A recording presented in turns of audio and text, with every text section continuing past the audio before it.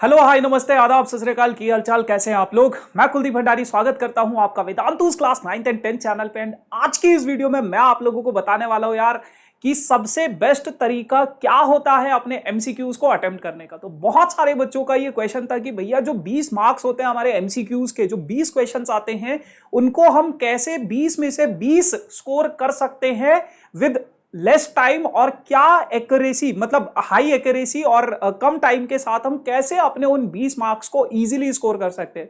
तो यार आप लोगों की डिमांड है तो फिर सेशन तो बनता था, तो आप लोगों की डिमांड पे लेकर आया हूं मैं ये वाला सेशन आप लोगों के लिए कि कौन सा सबसे बेस्ट तरीका है, कौन से ऐसे पॉइंट्स हैं जो आपको एमसीक्यू करते टाइम ध्यान रखने हैं, है ना। तो चलिए यार करते वीडियो को स्टार्ट बिना किसी देरी के साथ। लेकिन अगर अभी तक आप लोगों ने वीडियो को लाइक नहीं किया तो मेक श्योर वीडियो को लाइक जरूर करें, शेयर कर दे दोस्तों के साथ और चैनल को सब्सक्राइब जरूर करें ऐसे ही अमेजिंग वीडियोस के लिए, अमेजिंग स्ट्रैटेजीज के लिए।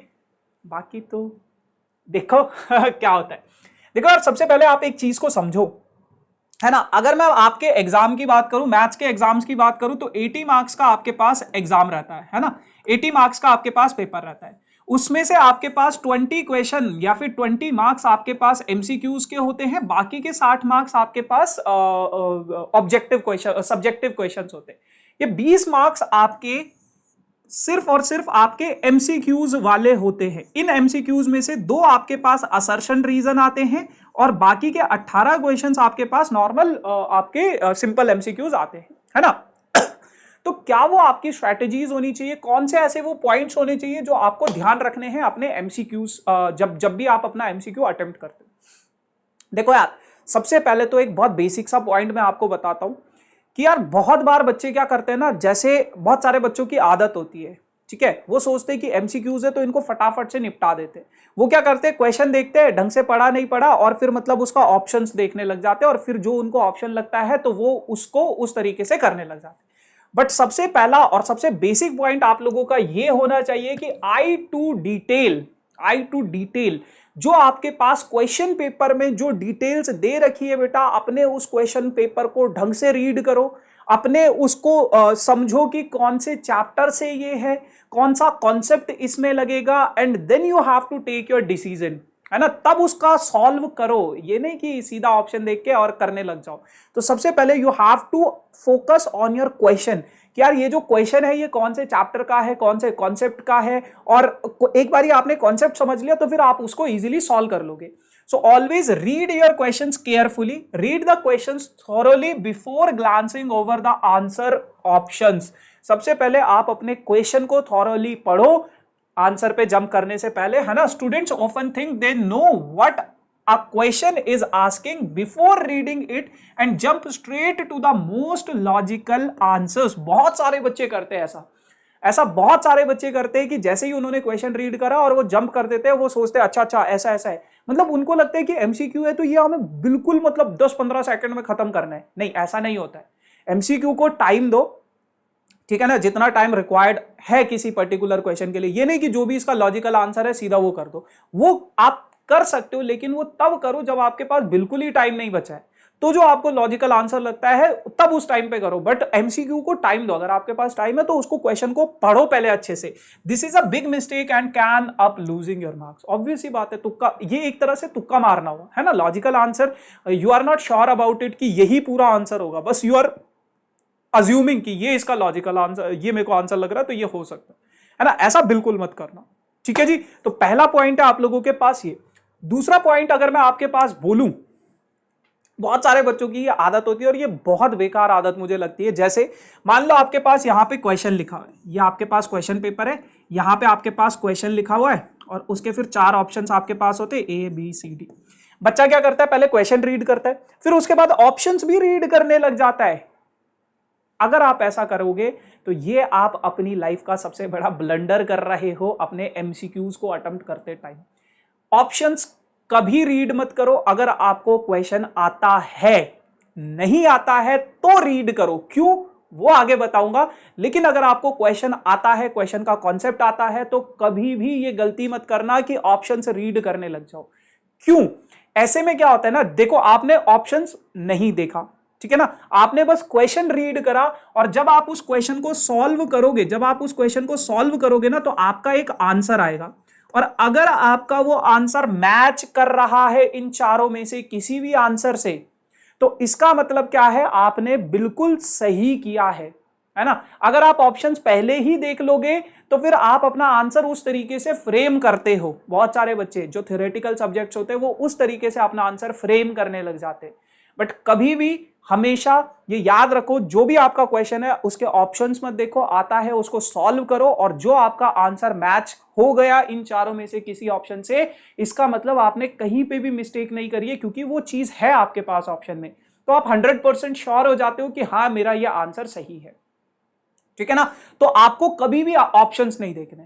सो हमेशा once you understand, second point is this, find answer before checking the options, है ना। Once you understand what is the question is asking, think about what is the right answer, जो सही answer है, could be before going through the given options, compare the available options to that answer. This can help you to avoid falling into the trap। यानी कि obvious ही बात है ना, देखो अगर आप ऑप्शंस को देखोगे तो उस तरीके से अगर आप आंसर फ्रेम करोगे तो हो सकता है आपकी कुछ कुछ चीजें गलत हो जाए, है ना, मिस्टेक्स हो जाते हैं, सिली मिस्टेक्स हो जाती है। देखो अगर आपका आंसर मैच नहीं करेगा इससे, तो आपको पता चल जाएगा यार मैंने कहीं पे गड़बड़ करी है, और आप उसको चेकआउट कर सकते हो। लेकिन अगर आप आंसर के हिसाब से अपना आंसर फ्रेम करोगे, ऑप्शंस के हिसाब से अगर आप अपना आंसर फ्रेम करोगे, तो गलती होने के चांसेस हैं। तो ये तो तब करना है जब आपको आंसर आता है। जब आपको आंसर नहीं आता, जब आपको क्वेश्चन ही नहीं आता है, तो क्या हमें ऑप्शंस को देखना चाहिए, किस तरीके से करना चाहिए, उसके बारे में भी बात करेंगे। तो तीसरा point is this, use elimination method, use elimination technique. और ये टेक्निक आपकी सबसे बेस्ट होती है आपके असर्शन रीजन क्वेश्चंस में। देखो मान लो आपके पास कोई क्वेश्चन है, ठीक है ना, असर्शन रीजन का, असर्शन की उसमें कुछ स्टेटमेंट है, रीजन की उसमें कुछ स्टेटमेंट है ना। आपको लगा कि यार असर्शन सही है रीजन गलत है, मान लो असर्शन सही है रीजन गलत है, तो आपके पास मतलब आपने बस ये पहला वाला पॉइंट पढ़ लिया कि असर्शन सही है, रीजन का आपने चेक ही नहीं किया सही है या गलत है, जो भी है ना। या फिर आपने ऐसा पढ़ लिया कि असर्शन गलत है ना, आपने पहला पढ़ा और आपको लगा कि यार असर्शन तो गलत है, असर्शन गलत है, रीजन आपने नहीं पढ़ा। उस केस में आप क्या कर सकते हो, पहला वाला ऑप्शन होता है आपका both assertion and reason is true, दोनों के दोनों ट्रू हैं, but reason is the correct explanation for the assertion. दूसरे वाले में क्या होता है, असर्शन और रीजन दोनों के दोनों क्या है, ट्रू है ना, बट ये इसका एक्सप्लेनेशन नहीं है। फिर तीसरे वाले में होता है असर्शन ट्रू है और रीजन क्या है, फॉल्स है। और चौथे वाले ऑप्शन में क्या होता है कि असर्शन फॉल्स है और रीजन ट्रू है। तो बेटा अगर आप ये चार ऑप्शंस देखोगे, यहां पे भी असर्शन ट्रू है, यहां पे भी असर्शन ट्रू है, यहां पे भी असर्शन ट्रू है, सिर्फ ऑप्शन डी ऐसा ऑप्शन है जहां पे आपका असर्शन फॉल्स है, जहां पे आपका असर्शन फॉल्स है। तो इसका मतलब क्या है कि अगर आपने असर्शन पढ़ा और वो आपका गलत आ गया, तो आपको रीजन पढ़ने की भी जरूरत नहीं है, डायरेक्ट आ जाओ ऑप्शन नंबर डी पे। इसे बोला जाता है elimination method.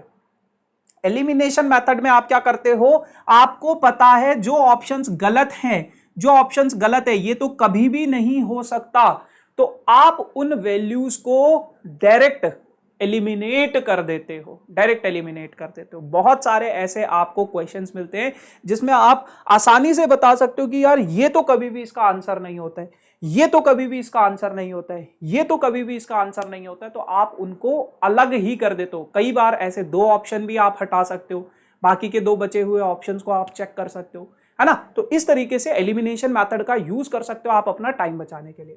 So in case you know the concept and are not 100% sure the correct answer, और ये एलिमिनेशन मेथड आपको उस टाइम पे यूज करना है जब आपको कॉन्सेप्ट पता है बट आप अपने आंसर में डाइसी हो, जैसे केबीसी में होता है ना 50-50, आपको लग रहा है कि ये वाला भी हो सकता है, ये वाला भी हो सकता है, तो उस केस में क्या होता है, दो ऑप्शन हट जाते हैं ना, तो उस टाइम पे आपको अपना थोड़ा सा सोचना पड़ेगा, थोड़ा सा कॉन्सेप्ट को समझना पड़ेगा कि यार ये इसका कभी भी आंसर नहीं हो सकता है ना, जो दूसरा ऑप्शन, जो बाकी के बचे हुए ऑप्शन है। अगर आप अपने आंसर में 100% श्योर नहीं हो तो एलिमिनेट करो चीजों को, है ना। You have more than one clause matching answer. अगर आपके पास कोई क्लोज है, अब क्लोज का मतलब ये नहीं कि यार मेरा आ रहा है 24, मान लो मेरा आ रहा है 24, आंसर है यहां पे, मतलब करेक्ट आंसर क्या है, मान लो ये चार ऑप्शन है और मेरा आ रहा है 23, तो क्लोज तो यार ये सारे के सारे, आप बोलोगे 24 सबसे ज्यादा क्लोज है तो वही हो सकता है, नहीं ऐसा नहीं होता है ना। क्लोज मतलब जो आपके कॉन्सेप्ट के बहुत ज्यादा क्लोज है, जो मतलब आपको लगता है कि हाँ ये आंसर हो सकता है। नंबर्स में क्लोज नहीं बेटा, नंबर्स में क्लोज तब हो सकता है जब आपके पास डेसिमल्स में कुछ चीजें आ रही हो, जब आपके पास फ्रैक्शन में कुछ कैलकुलेशन आ गई हो, तब वो नंबर्स में क्लोज आ सकता है, ठीक है ना। So eliminate the option that is flat wrong, जो गलत है उसको एलिमिनेट करो। Answer the contain false information that are irrelevant to the question etc. Reread the question, remind yourself what you are looking for in a correct response, then compare the remaining responses, है ना।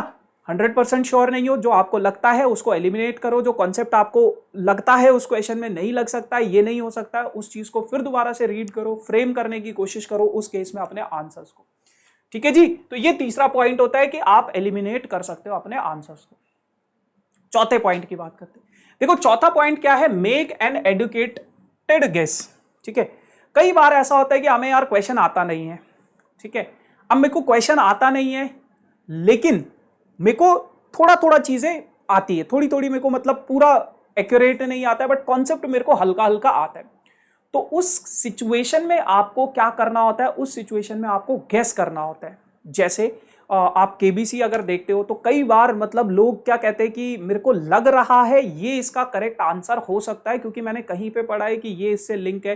मैं sure नहीं हूं, but linking के through आप चीजों को guess करने लग जाते हो। जैसे आप अपने दिमाग में कई बार कहानियां बनाने लग जाते हो ना कि यार ऐसा, ये ऐसा दिख रहा है तो इसने कल रात को ये किया होगा, वो किया होगा, है ना। तो जैसे मतलब है ना, गैस करने लग जाते हो ना आप, लोगों को लेके गैस करने लग जाते हो, कहानियां बनाने लग जाते हो। वो गैस आप यहां पे भी कर सकते हो अगर आप 100% श्योर नहीं हो अपने आंसर में, कॉन्सेप्ट थोड़ा थोड़ा आता है आपको। So in case you are not through with the concept and not exactly sure the formula involve or struck while finding the answer, make an educated guess with what you know, है ना। तो आप उस time पे उस situation में अपना guess कर सकते हो, मोस्ट रेलेवेंट आंसर आप फाइंड कर सकते हो, मोस्ट रेलेवेंट ऑप्शन को आप क्लिक कर सकते हो, ठीक है। At the end last point और सबसे इंपॉर्टेंट पॉइंट आप लोगों के पास ये है कि आंसर एवरी क्वेश्चन। देखो जब भी आप किसी बोर्ड्स का एग्जाम देते हो ना, तो वहां पे आपका नेगेटिव मार्किंग नहीं होता है। कॉम्पिटिटिव एग्जाम में अगर आप एमसीक्यूज अटेम्प्ट करते हो तो कॉम्पिटिटिव एग्जाम में आप लोगों का नेगेटिव मार्किंग रहता है, बट बोर्ड्स एग्जाम में आप लोगों के पास नेगेटिव मार्किंग नहीं। नेगेटिव मार्किंग का मतलब होता है कि अगर आप कोई गलत आंसर करोगे, सही आंसर के आपको 4 नंबर मिलेंगे, गलत आंसर करोगे तो 1 नंबर कट जाएगा, वो नेगेटिव मार्किंग होती है। बट बोर्ड्स एग्जाम में ऐसा कुछ नहीं होता है। अगर आपका आंसर सही है पूरे मार्क्स मिलेंगे, आंसर गलत है तो पूरे मार्क्स नहीं मिलेंगे। तो इसलिए कहा जाता है कि अगर आपको कोई क्वेश्चन नहीं भी आता है ना, तो आप उस क्वेश्चन को अटेम्प्ट जरूर करो, उस क्वेश्चन के ऑप्शंस को जरूर लिखो, उस क्वेश्चन को जरूर करो। कोई भी क्वेश्चन हो, बोर्ड्स में कोई भी क्वेश्चन आपको छोड़ना नहीं है ना, क्योंकि नेगेटिव मार्किंग नहीं है। नेगेटिव ज्यादा से ज्यादा क्या होगा, 0 मिलेंगे ना। बट अगर गलती से सही हो गया, तुक्का लग गया, तो फिर आपको पूरे मार्क्स भी मिल सकते हैं। तो there is no negative marking in your boards, so do not leave any question unanswered. You have a 25% chances to getting the correct answer marks, है ना। आपके 25% चांस है। क्यों 25% चांस है? क्योंकि देखो 4 आपके पास ऑप्शन होते हैं, 4 में से अगर एक आपका सही होगा तो मतलब आपने जो ऑप्शन चूज किया, एक चूज किया, तो ये इसकी प्रोबेबिलिटी होगी। परसेंटेज में निकालोगे तो 100 से मल्टीप्लाई करना पड़ेगा, तो 25% चांसेस है कि वो सही हो सकता है ना। गलत भी हो सकता है, सही भी हो सकता है। तो नहीं आता बट छोड़ो मत। एक और सबसे इंपॉर्टेंट चीज जो मैं आप लोगों को बताना चाहूंगा वो ये कि यार जब भी आप एमसीक्यूज, बहुत सारे बच्चों का ये डाउट होता है कि ये जो एमसीक्यूज क्वेश्चंस होते हैं, ये जो एमसीक्यू क्वेश्चंस होते हैं, क्या ये हमें पूरे सॉल्व करने पड़ते हैं? क्या हमें पूरा का मतलब आंसर जब हम लिखते हैं तो किस तरीके से? देखो एमसीक्यू में ना बस आपके ऑप्शंस के मार्क्स होते हैं, आपके ऑप्शंस के मार्क्स होते हैं। अगर आपने सिर्फ और सिर्फ ऑप्शन लिख दिया, ए, फर्स्ट का आंसर ए, सेकंड का आंसर बी, थर्ड का आंसर सी, अगर आपने इस तरीके से लिख दिया, आपको पूरे मार्क्स मिलेंगे, पूरे मार्क्स मिलेंगे। वो इसमें आपकी कैलकुलेशन चेक नहीं करता है, वो बिल्कुल नहीं देखेगा एग्जामिनर कि आपने कैसे सॉल्व किया है, क्या किया है, कौन सा मेथड लगाया है, गेस किया है, क्या नहीं किया। वो बस उसको मतलब है इन ऑप्शंस से। तो अगर आपका ये मतलब ऑप्शन सही है तो मतलब आपका पूरा मार्क्स मिलेगा, ठीक है ना। तो इस चीज का ध्यान रखना। तो इस तरीके से इसीलिए कहा है कि मतलब कोई छोड़ना, बहुत सारे बच्चे बोलेंगे सर आता ही नहीं है तो फिर लिखेंगे क्या क्वेश्चन पेपर में? कुछ नहीं लिखना, ऑप्शन तो लिख सकते हो ना, डी, CBA, कुछ तो लिखो, है ना। तो ऑप्शन भी लिखोगे और सही हो गया तो मार्क्स मिल जाएंगे। ठीक है जी। So yes guys, this is all about for this session. बाकी यार ये वाला सेशन अभी अपन लोगों का है ना। उसके बाद मैंने आपके लिए एक सेशन बनाया है, sample paper 1 versus sample paper 2, जो सीबीएसई ने 2 सैंपल पेपर रिलीज किया, कितने क्वेश्चन एनसीईआरटी के हैं, कौन सा क्वेश्चन आर.डी. शर्मा से आया है, कितने क्वेश्चन आर.एस. अग्रवाल से आए हैं, क्या उनमें सिमिलैरिटीज हैं, उनका कंपैरिजन किया है, और कैसा एग्जाम, कैसा पेपर आप एक्सपेक्ट कर सकते हो अपने फाइनल्स एग्जाम में। ठीक है। उसके अलावा यार ये मेरे पहले के सेशंस थे, ये मेरे आने वाले सेशंस हैं, तो सारे सेशंस आप लोगों के लिए इंपॉर्टेंट है। मेक श्योर कोई भी वीडियो मिस आउट मत करना। एंड बस, ये वेदांतु का ऑफिशियल टेलीग्राम ग्रुप है। सेशन रिलेटेड नोट्स अपडेट का पीडीएफ आपको यहाँ पे मिल जाएगा, तो मेक श्योर कि टेलीग्राम ग्रुप आप जरूर ज्वाइन करना। एंड उसके अलावा ये मेरा पर्सनल इंस्टाग्राम आईडी है, किसी की अगर कोई पर्सनल क्वेरी हो आप लोग मुझे यहाँ पे फॉलो कर सकते हो, पूछ सकते हो अपने डाउट्स, है ना। तो जब भी मेरे पास टाइम होगा definitely I will reach out to you. ठीक है जी। So yes guys, this is all about for this session. बाकी मेक श्योर ऐसे ही अमेजिंग वीडियोस के लिए इस चैनल को लाइक जरूर करें, शेयर करें दोस्तों के साथ, और चैनल को सब्सक्राइब जरूर करें। कमेंट सेक्शन में मुझे जरूर बताना वीडियो कैसा लगा, और अगर आपको कोई और टॉपिक पे वीडियो चाहिए, किसी कोई, अगर ये देखो ये सारे के सारे टॉपिक्स आप लोगों से ही निकल कर आते हैं। बच्चे पूछते हैं कि भैया इस वाले एमसीक्यू को कैसे अटेम्प्ट करना है, क्या सही तरीका है, शॉर्ट आंसर्स को कैसे अटेम्प्ट करना है, उसका तरीका बताओ। तो ये केस स्टडी को कैसे सॉल्व करना है, तो ये सारे के सारे तरीके आप लोगों से आते हैं। तो आप लोग सजेस्ट कर सकते हो, कोई भी मतलब आप लोगों के दिमाग में है तो डेफिनेटली मैं कोशिश करूंगा उस पर वीडियो जरूर बनाऊं। कमेंट सेक्शन में छोड़ देना वो कमेंट। आगे thank you so much for joining this amazing session guys. बाकी अब हम मिलेंगे किसी नए सेशन में नई कहानी के साथ, तब तक के लिए tata bye bye, thank you so much.